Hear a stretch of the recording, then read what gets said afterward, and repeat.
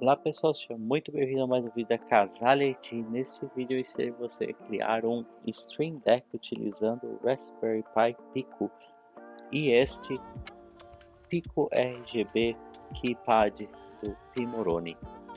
Então repare que esse produto ele possui aqui as teclas customizáveis aqui com LEDs individuais, teclas de silicone, 16 teclas no total. E aqui em cima nós temos um Raspberry Pi Pico, que é o responsável por fazer o controle dessas teclas. E utilizando o Raspberry Pi Pico, pelo fato dele conseguir emitir sinais de teclado, você pode facilmente mapear cada uma dessas teclas para o Raspberry Pi Pico enviar para o seu sistema operacional, fazendo como tendo a mesma funcionalidade do Stream Deck. Eu sei que no Brasil talvez seja bastante complicado encontrar essa plaquinha, mas eu achei bastante legal trazê-la aqui para demonstrar do que é capaz de se fazer com um Raspberry Pi Pico. Inclusive você pode fazer manualmente utilizando botões e fazendo o mesmo mapeamento no Pico. Você pode criar o seu próprio Stream Deck utilizando o que será demonstrado aqui. Essa aqui é a caixinha oficial dele, esse RGB Pico RGB Keypad, então uma matriz de silicone de 4x4 dessa empresa Pimoroni, com todas as informações. Abrindo, você faz a instalação dele, então precisa colocar as teclas, os botões aqui, coloca o Raspberry Pi Pico e ele fica pronto para a configuração. Então aqui eu tenho ele já configurado para demonstrar ele funcionando, né, as teclinhas aqui, e agora eu vou demonstrar como que essa configuração foi feita. Isso vai ser legal também para aprender como fazer esse tipo de configurações utilizando o Raspberry Pi Pico. Então aqui eu tenho meu Raspberry Pi Pico desligado, desconectado, para a gente fazer a configuração do zero. E aqui eu tenho uma documentação onde tem as bibliotecas e tudo específico do Raspberry Pi. Existe até uma outra variação desse teclado, mas o processo para instalar acaba sendo diferente. Esse keyboard, mas esse Pico. Então o Raspberry Pi Pico, por ser um microcontrolador, ele precisa de um firmware. Ele precisa ter esse loader para executar a aplicação, ok? Então a primeira coisa que você vai precisar é um desses loaders. Existem mais de um, tem CircuitPython, que é o que nós usaremos aqui, o padrão do Raspberry Pi Pico, tem para MicroPython. Então você precisa escolher um de acordo com a necessidade. Caso não seja nada específico, você pode apenas pegar o padrão do Raspberry Pi. No nosso caso aqui, como eu estou seguindo essas orientações, ele fala para você pegar a última versão do CircuitPython. Tem aqui o link. Então, se você vier nesse link, você vê aqui que tem o CircuitPython e você pode fazer o download desse arquivo .uf2. Então essa aqui é a primeira parte, instalar esse bootloader no Pico. Independente do que você vai fazer, se for mesmo piscar um LED, você ainda vai precisar executar essa operação de ter esse bootloader. Feito isso, aqui ainda tem algumas bibliotecas. Ele precisa aqui desse .star, então, no meu caso aqui eu teria que pegar esse arquivo que nós vamos transferir daqui a pouco. Para isso você pode abrir a URL, você clicar aqui download zip descompactar, você tem acesso ao arquivo.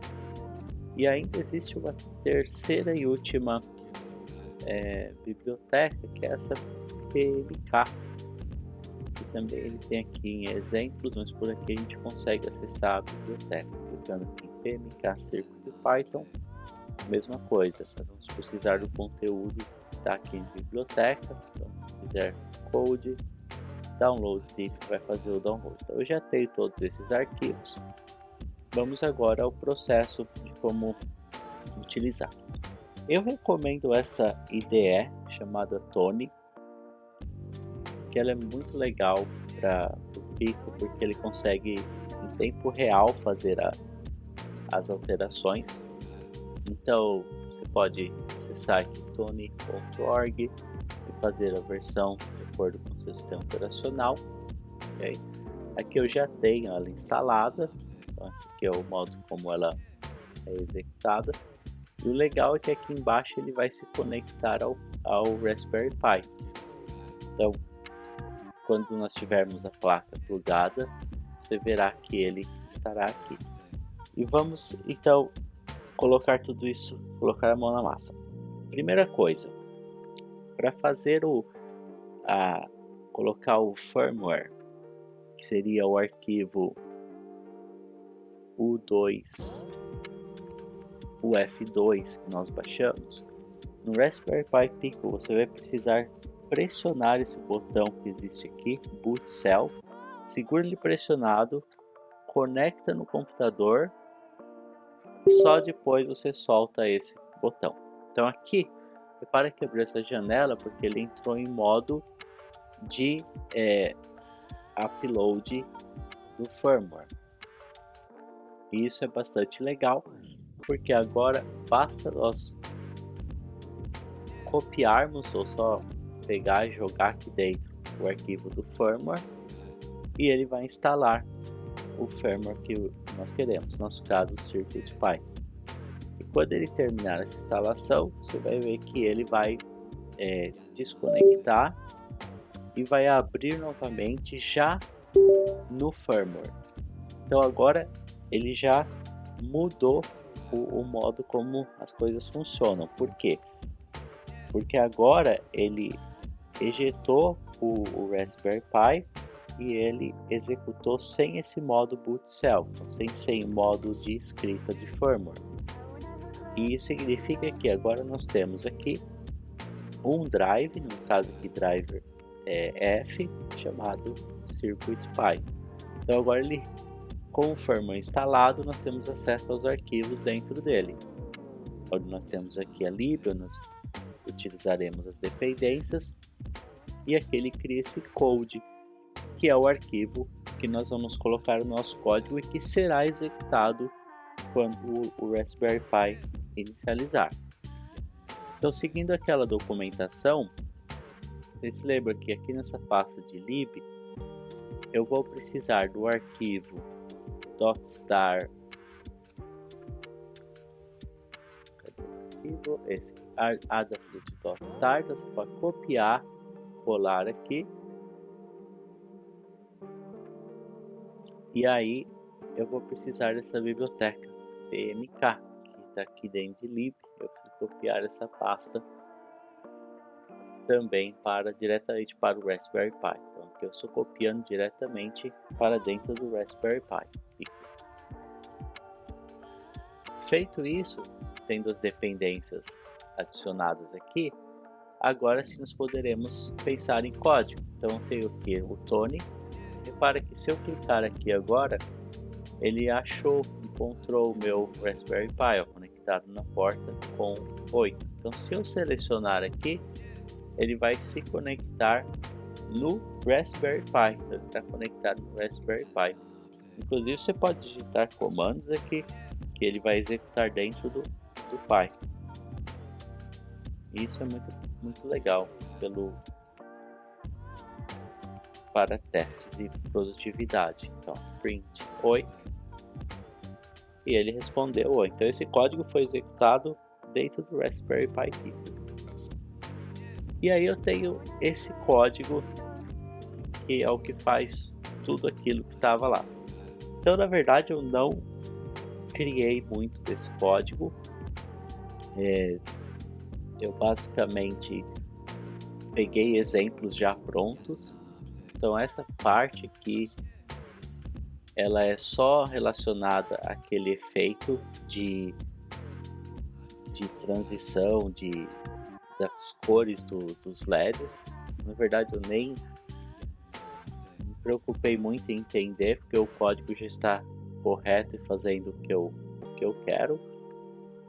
Então, daqui para baixo é só essa parte do código, mas tem essa outra parte aqui, que é a parte da configuração das teclas, que esse aqui nós vamos ter que saber, pois é aqui que nós faremos o mapeamento de cada uma das teclas. Então, como eu disse, esses códigos eu fui só importando do que estava lá, inclusive tem um import USB que eu não fiz a importação dele, mas eu devo ter ele aqui. Ah tá, esse aqui eu também esqueci de fazer a importação. Nós precisamos desse código também no Raspberry Pi, pois esse código, essa biblioteca, é a biblioteca responsável por gerenciar a parte de envio de caracteres do teclado para o sistema operacional. Então eu também vou copiar essa biblioteca. Isso.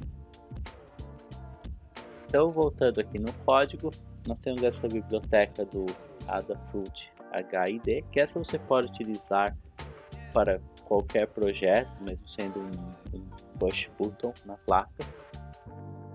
E o modo de usar ela pega aqui as importações e obtém todas as teclas, depois inicializa o teclado, o layout do teclado, e aqui ele faz o mapeamento das teclas. Então, eu vi que a notação desse teclado ele funciona da seguinte forma: esse seria a tecla 0, depois 1, 2, 3, 4, 5, 6, 7, 8, 9, 10, 11, 12, 13, 14 e 15.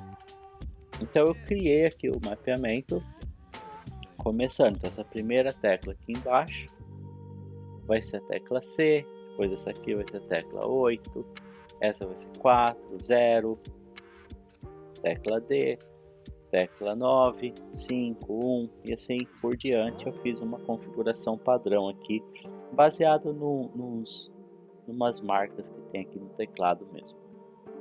Mas depois você pode alterar do jeito que você deseja. E aí aqui é onde nós fazemos o handling, né? Adicionamos a funcionalidade mesmo. Então você itera sobre aquelas teclas e quando a tecla for pressionada, executa essa função. Então, se você reparar aqui, nós mapeamos apenas uma tecla ou uma ação por tecla, mas você pode fazer mais combinações mais complexas, Ctrl C, Ctrl V. E é isso que eu fiz aqui. Então, para cada uma das teclas, você vai falar qual o tipo de comando que você quer enviar. Esse keyboard.send é o que propriamente dito envia a tecla. Então, se eu apertar, se eu mapeei esse primeiro botão como C e eu pressionar ele, essa funçãozinha vai ser chamada e ele vai enviar para o sistema operacional C. Eu fiz um código aqui para usar combinações de teclas, então eu falei, se a tecla que eu pressionar for a 0, que é essa primeira aqui, ao invés de enviar esse valor C que tem aqui, eu quero enviar keycode.ctrl+C, então Ctrl C para copiar arquivos. Caso seja 4, que é essa segunda tecla aqui, eu quero dar um Ctrl V para colar, então keyboard.send, keyboard, Ctrl, keyboard, V. E para qualquer outra tecla eu uso o valor padrão, então qualquer outra tecla que não sejam essas duas, esses dados aqui serão enviados. E aí, como eu disse que ele se conecta, você não precisa nem adicionar o código diretamente no Raspberry Pi, você pode executar ele direto daqui. Basta você clicar em Play, Run Current Script. Então repare que ao clicar, nós já temos o teclado funcionando. Apesar desse código não estar definitivo no Raspberry Pi, ele está rodando dentro do Raspberry Pi. E repare que se eu adicionar aqui o cursor e começar a apertar as teclas, ele vai imprimir, tá vendo? Aqui, ó, 8, 0, 6, então ele já está funcionando. E se eu pressionar essa primeira tecla, que é o Ctrl C, ele copia, e se eu vir aqui pressionar a segunda, Ctrl V, então ele vai colar o código.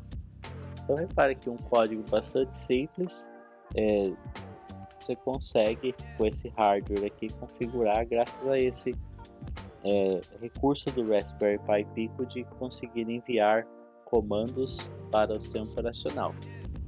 E novamente aqui vai da sua criatividade, porque basta você configurar a tecla do modo que você deseja, e aí você vai ter aqui um Stream Deck que você pode utilizar para os mais diversos motivos. Quando você terminar de fazer essa configuração, pelo fato de nós termos rodado direto pelo Tony, se eu desconectar o meu Raspberry Pi Pico e conectá-lo novamente, você vai reparar que ele está apagado, porque o código, conforme disse anteriormente, ele não copiou definitivamente para cá. Então o modo de fazer isso é tendo aqui o Raspberry Pi Pico, né, o Circuit Pi, sobrescrever diretamente esse arquivo code. Então se eu pegar aqui a cópia que eu tenho desse code e copiar diretamente no Pi, repare que agora que eu vou fazer replace, e ele já vai funcionar. E a partir de agora, ele já vai estar aqui também funcionando. E a partir de agora, se eu desconectar o meu Raspberry Pi, obviamente apagar, mas ao conectar, ele já tem que executar o código aqui e funcionar. Então repare que ele já montou o drive e executou o código. Então com isso nós temos aqui o nosso Stream Deck. Aqui você pode fazer as configurações que você deseja e ter as mais diversas funcionalidades nesse dispositivo. Então eu espero que você tenha gostado desse vídeo, de ter conhecido essa plaquinha, e eu te vejo no próximo vídeo. Até lá!